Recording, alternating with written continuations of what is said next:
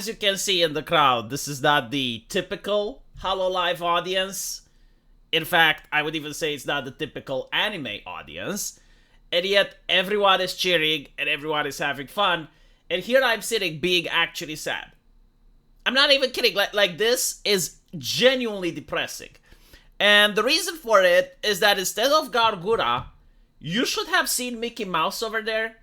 You should have seen Disney doing that. You should have seen an American comic book superhero there. You should have seen Spider-Man, or you should have seen Batman or Superman, or something that's iconic to the United States of America. You should have seen a famous actor.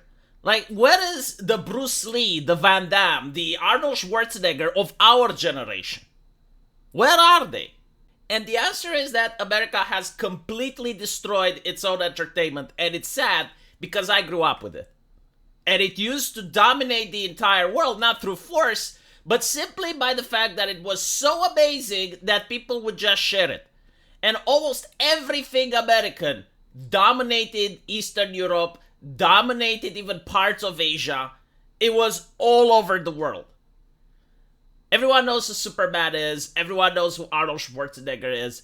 Almost all the popular music in Eastern Europe 10 years ago were American. And now it's gone. And it's gone because they have a competency crisis. It's gone because they do not hire people based on merit anymore. And worse off, they are pushing the most controversial shit imaginable. And they're not even creative. Like, everything they do is a remake. I'm actually struggling really hard to think of any blockbuster movie that came out in the last 2 years that's not a sequel, a prequel, or a spin-off or something.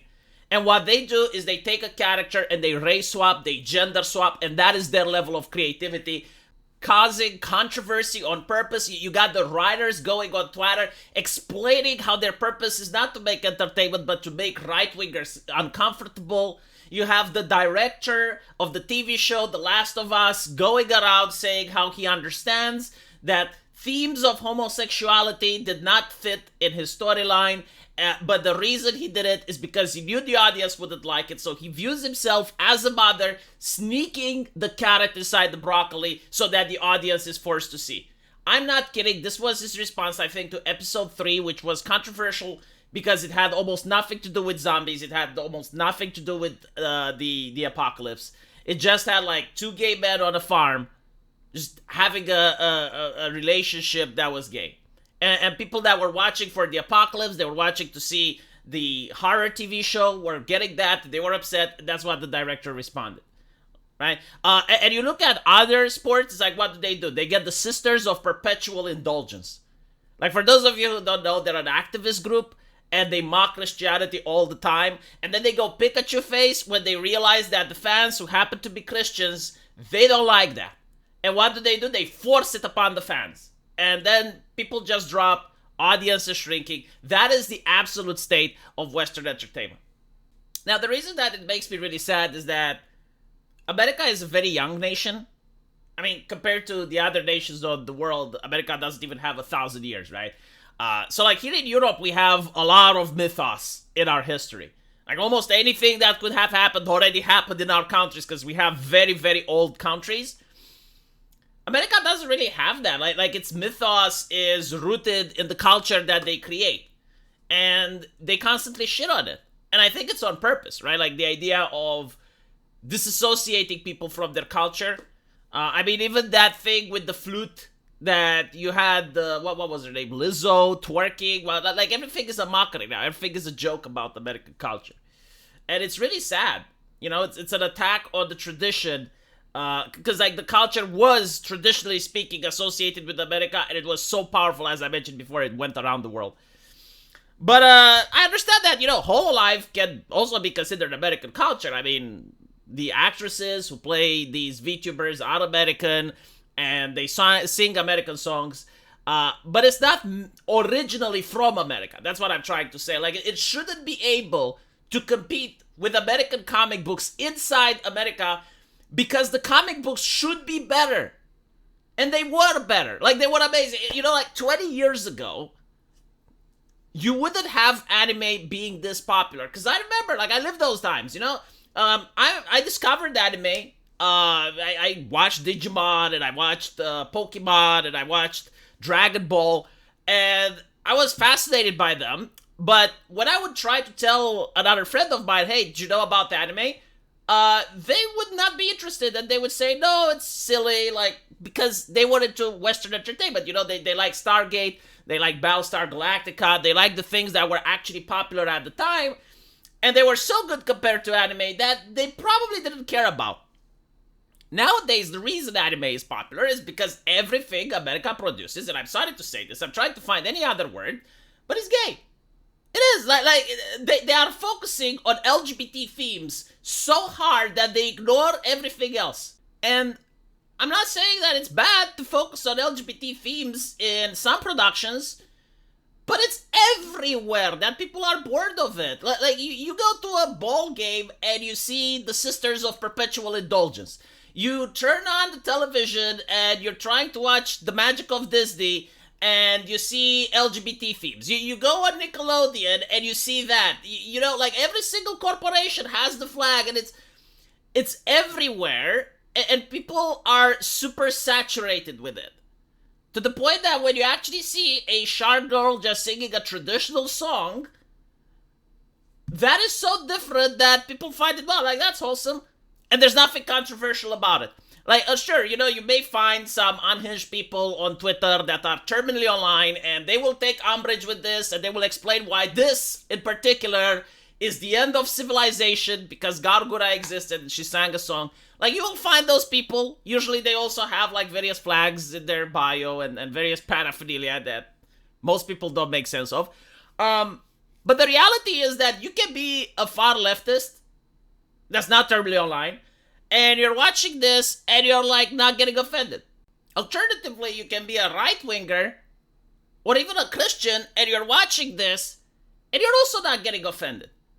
Again, like, there will be some people that will find some way of getting offended, but from what I've noticed from the sales, from what I've noticed from the pictures, like, these seem to be people that are completely disconnected from the culture, and they were buying the merchandise, they were enjoying the performance, and they picked a traditional American song. Like, they didn't pick something that would be controversial. They didn't pick, like, those rich people from Northern Richmond or whatever it's called, right? Like, they didn't pick an extremely right-wing song. They didn't pick something leftist either.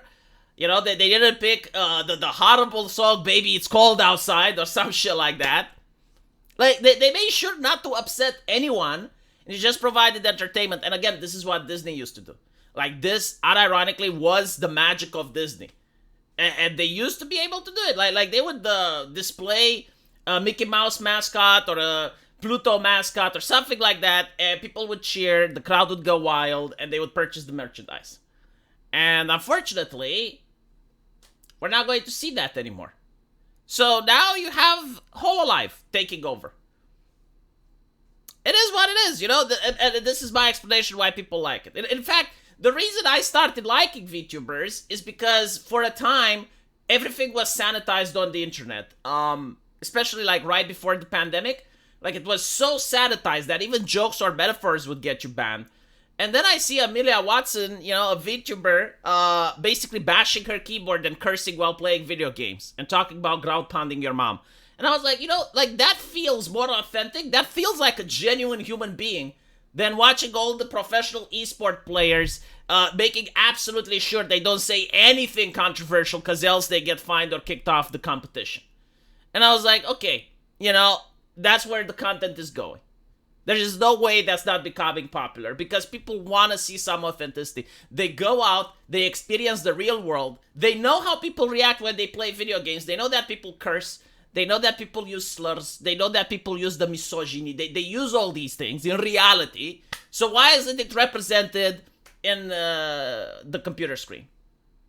And, I guess, like, them being girls, or being anime girls, with the avatars looking like that, granted them extra freedom, or being part of a large corporation, so they could say things that were more outrageous. And I do think, like, they pushed the overtone window a little bit, because after VTubers became so popular, both on Twitch and on YouTube, you now have, like, less of moderation when it comes to edgy jokes and edgy humor.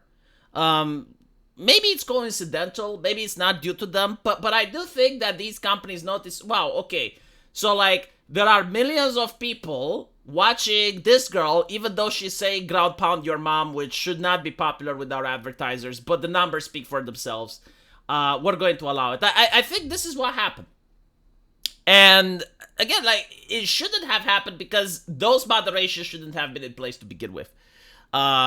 Still, you know, not taking away talent from the VTubers, especially not from HoloLive, because the ladies there are extremely talented, right?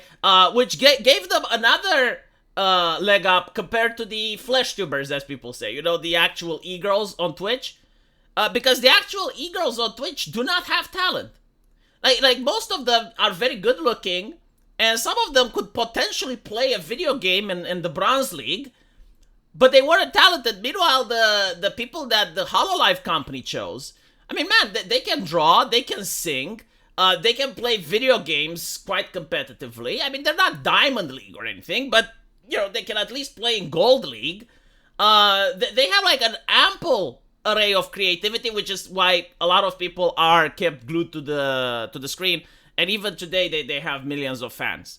So the extra talent is also what dragged people in. Anyway, let me know what you guys think though, and as usual, I will see you in the comment section. Take care.